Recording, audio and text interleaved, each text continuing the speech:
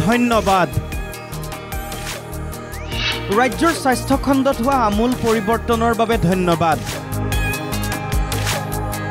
কোনেও ভাবিব নোৱাৰা কাম কৰি দেখুৱাইছে হিমন্ত বিশ্ব শৰ্মা চৰকাৰে। এয়া কংগ্ৰেছে হয়তো কোনো কালেই কৰিব নোৱাৰিলেহেঁতেন।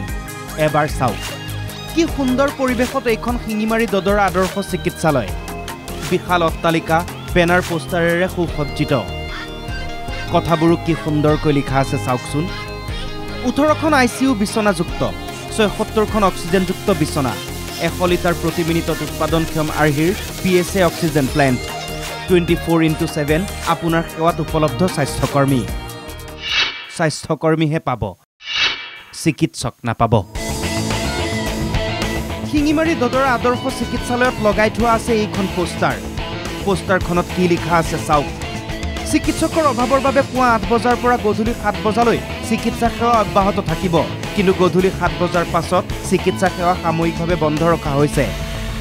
গেটত লাগি আছে এই পোষ্টাৰ, ভিতৰতো পোষ্টাৰ লাগি আছে, ব্লেকবোৰ্ডতো লিখা আছে একেই কথা। চিকিৎসকৰ অভাৱ, 7 বজাৰ পৰা সেৱা বন্ধ।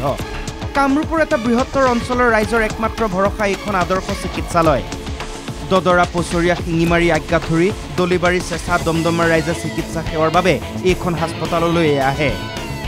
কিন্তু এইখন হাস্পতালত এতিয়া ওলমি আছে এইখন ফলক, উপায় নাই, ৰাইজৰ আহ্বান চৰকাৰলৈ। দুৰ্ঘটনা সংঘটিত হ'লেও যাব লাগে GMCHলৈ। চৰকাৰে হাস্পতালখন 24 ঘণ্টা খোলা ৰখাৰ ব্যৱস্থা কৰক। আমাৰ এই অঞ্চলত একেবাৰে দদৰা, পচৰীয়া, শিঙিমাৰী, আজ্ঞাথুৰি, দলিবাৰী, চেঁচা, দমদমা এই গোটেই এৰিয়াটোত এখনে হস্পিটেল। সেই হস্পিটেলখন যদি ৰাতিপুৱা 8 বজাৰ পৰা খোলে আৰু গধূলি 7 বজাৰ পৰা বন্ধ হয়, তেতিয়াহ'লে যথেষ্ট যান বাহন ইয়াত চলি আছে আৰু এই যান বাহনত যথেষ্ট এক্সিডেণ্ট আদি হয়। লগে লগে গুৱাহাটী মেডিকেল কলেজ যাব লাগে। এয়া মুখ্যমন্ত্ৰী হিমন্ত বিশ্ব শৰ্মাৰ নিজৰ সমষ্টি। তাতে এই ঘটনা।